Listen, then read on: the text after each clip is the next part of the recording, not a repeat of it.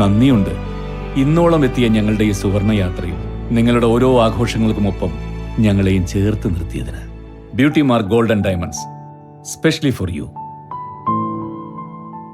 കരിപ്പൂർ വിമാനത്താവള വികസന ജോലികളുടെ രണ്ടാം ഘട്ടം ആരംഭിച്ചു. റെസ അഥവാ റൺവേ ആൻഡ് സേഫ്റ്റി ഏരിയ മണ്ണിട്ടുയർത്തി ദീർഘിപ്പിക്കുന്ന ജോലിയാണ് ആരംഭിച്ചത്. ഭൂമി പൂജയോടെ നിർമ്മാണം തുടങ്ങി.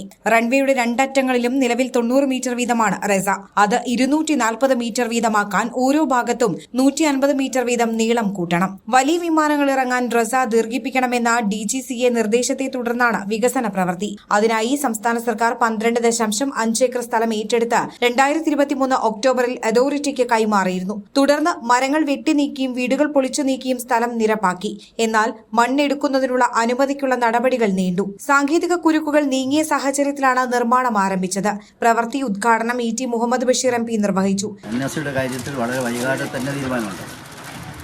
അതുപോലെ തന്നെയാണ് നമ്മുടെ ഇവിടെ ഇപ്പോൾ മുടങ്ങിപ്പോയ വഴി, മറ്റു വഴി, നമ്മുടെ കോളനിയിലേക്കുള്ള വഴി, അവിടെ അംഗനവാടിയുണ്ട്, ഇന്നിപ്പുറത്ത് 10-14 വീടുകളുണ്ട്.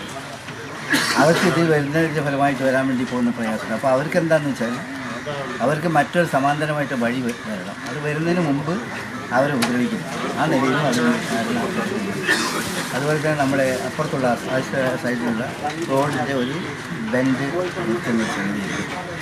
അതുപോലെ എല്ലാ സംഗതികളിലും നമുക്ക് പരിഹാരം ഉണ്ടാക്കാൻ പറ്റുന്ന ഒരു അന്തരീക്ഷം എല്ലാവരുടെയും പരിശ്രമത്തിൻ്റെ ഫലമായിട്ട് വന്നിട്ടുണ്ട്. തീർച്ചയായിട്ടും അത് സഹായം തന്നെയാണ്.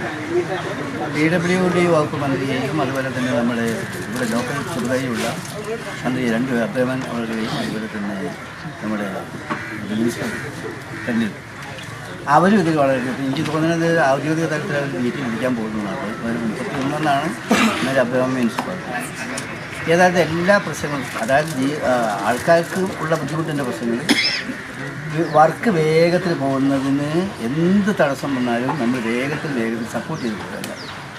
എന്ത് നിലയിലും നാട്ടുകാരുടെ ഭാഗത്ത് ഇതുവരെ വളരെ നല്ല സപ്പോർട്ട് ഉണ്ടായിട്ടുണ്ട്. TV ഇബ്രാഹിം MLA അധ്യക്ഷത വഹിച്ചു. Pulikkal Ahammed Kabeer, block panchayat vice president KP Mujeeb Rahman, നഗരസഭാ vice chairman Ashraf Madan, airport director CV Raveendran, കരാർ ഏറ്റെടുത്ത ഗവാർ കൺസ്ട്രക്ഷൻ കമ്പനി അധികൃതർ, രാഷ്ട്രീയ പാർട്ടി പ്രതിനിധികൾ തുടങ്ങിയവർ പങ്കെടുത്തു.